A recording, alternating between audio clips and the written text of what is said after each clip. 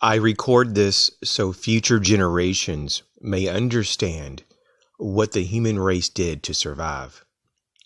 The year is 2031. 3 years ago, the Nebraska Biocontainment Unit in Omaha, Nebraska, had a breach.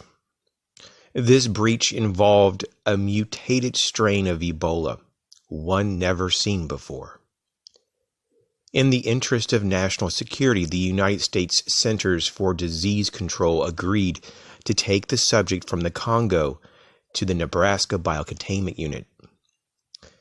It is believed that a staff member accidentally compromised the air containment system and exposed the entire facility. It was not known that this form of Ebola was contagious when airborne.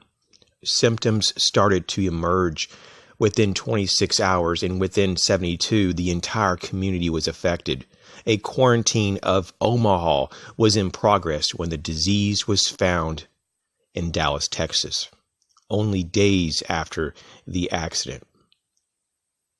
Health officials quickly reacted to new cases, but resources couldn't catch up.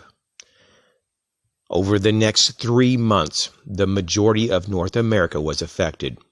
But what happened to the victims was truly unbelievable. The mutated Ebola strain killed brain centers responsible for personality, long-term memories, and sense of self. In other words, they were zombies. They moved slow, had a slow metabolism, but were very contagious.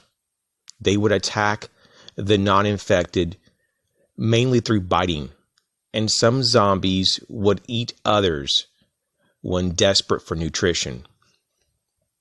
These zombies were cannibals. My name is Art. I used to run a YouTube channel called The Art of Prepping, but I record this information now for reasons of posterity. I am currently a scout for the Northeast Reconnaissance Unit of the United Colonies of America. There are 9 colonies in operation spread across the country. The days of 50 states has long passed. Zombies have been found in most global locations. A concerted effort by all nation states is in effect to eradicate this threat.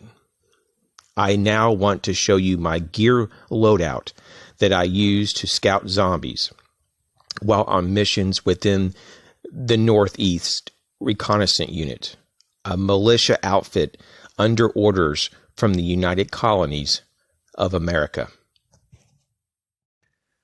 I'm recording this video in the barracks, and in about an hour I'll be deployed on a new mission, so I do need to get some rest, but I want to show you my gear loadout as a scout.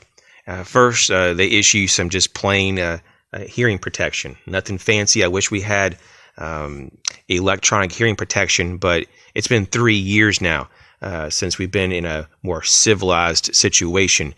Batteries and technology is hard to come about. We have food rations right now going on. We have very little ammunition.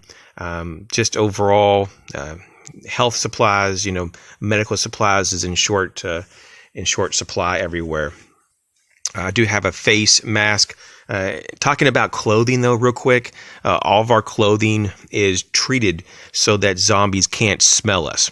We have different techniques that we've learned over the years, so we are pretty good at masking our scent. It's very important.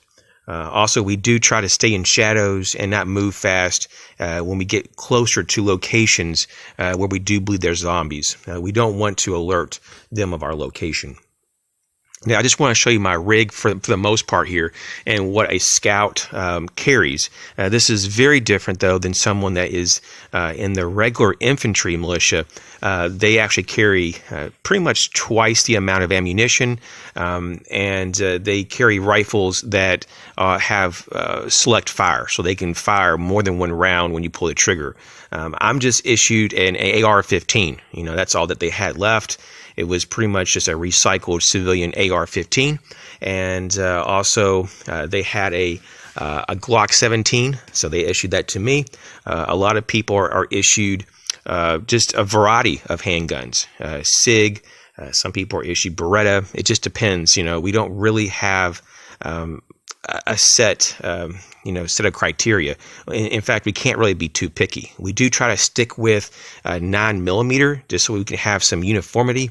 But when it comes to brands and everything, we just use what we have.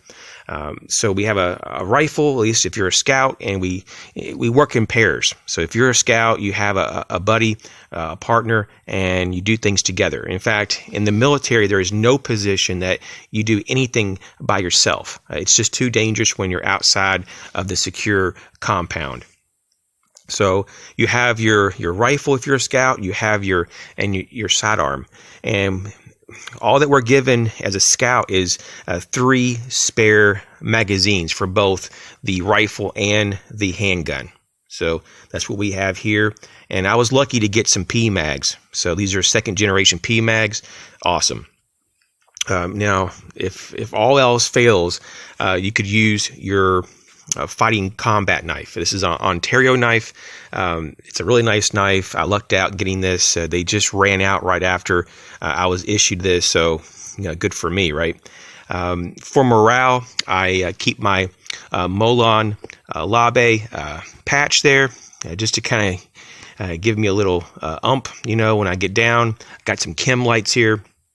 And I am trained as a medic, so I do have that patch so other people can identify if they have a medical emergency to come to me for help.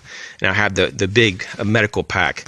Also, I keep some recon or scout material in here as well, some maps. Also in the map compartment here on the plate carrier, I have some maps as well, and also binoculars and things like that. That's why it's so full. It's a lot of stuff in there.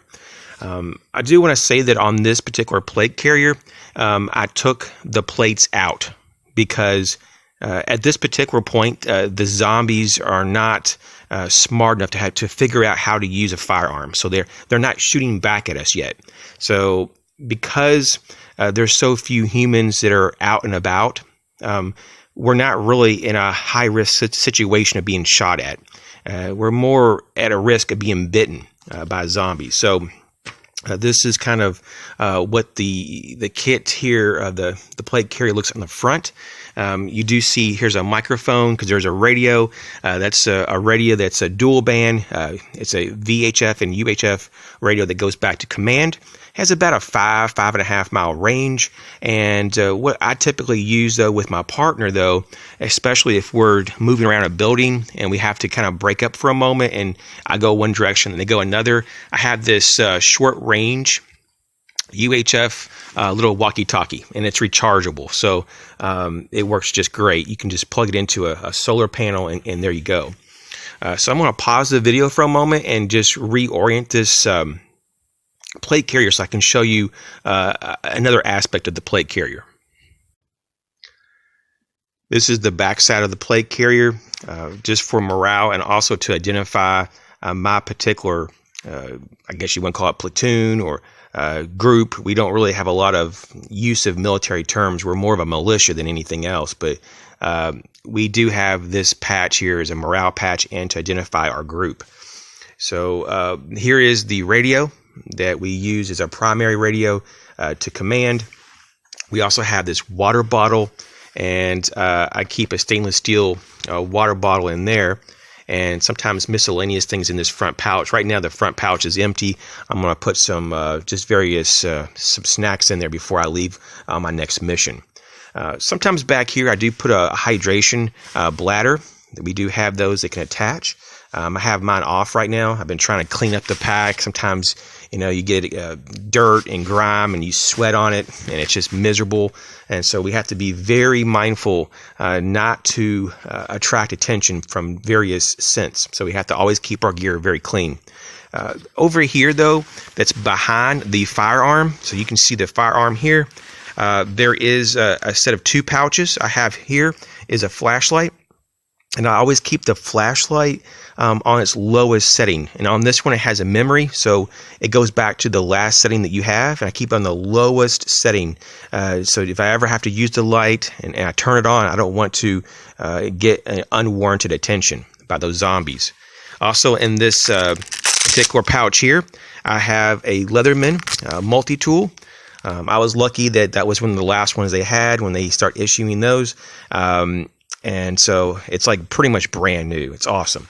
So yeah, once again, I took out the plates. I do have plates for this, and most people are issued, even the scouts are issued the plates just in case we get into a hot zone with civilians. Sometimes the civilians in certain areas, they don't really like militia. They don't really understand that we're trying to help them. But I can tell you, though, that if we don't get this this problem with the zombies solved really soon, we are in big trouble. So whoever's watching this in the future, I hope that we have eliminated the threat and got rid of the zombies.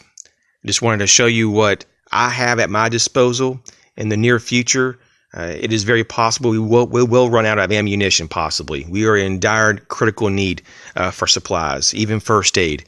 This is something that is very concerning, so I do hope that we get this resolved. There is some good news, though.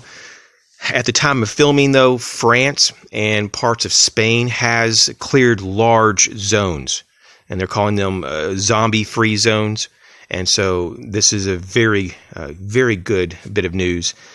We do have a few locations in North America that have been cleared, but the zombies are found everywhere that we haven't been. So they're roaming around in forest environments. Wildlife is really a sad story. It's there's a lot of species that are probably completely wiped out to our knowledge. We haven't seen certain species for a period of time now. I haven't seen a deer. I haven't seen a deer in over a year. And so that's not a good indicator of what's going on out there. And I'm out in the woods a lot doing various types of recon activities. And so I just want to do this video because there's a lot of people in the future will want to know what happened. And I hope this gives you a little bit of information and a little bit more of a personalization of someone that is trying to make a difference for you. So you guys, I hope everything works out for us. All right. Take care.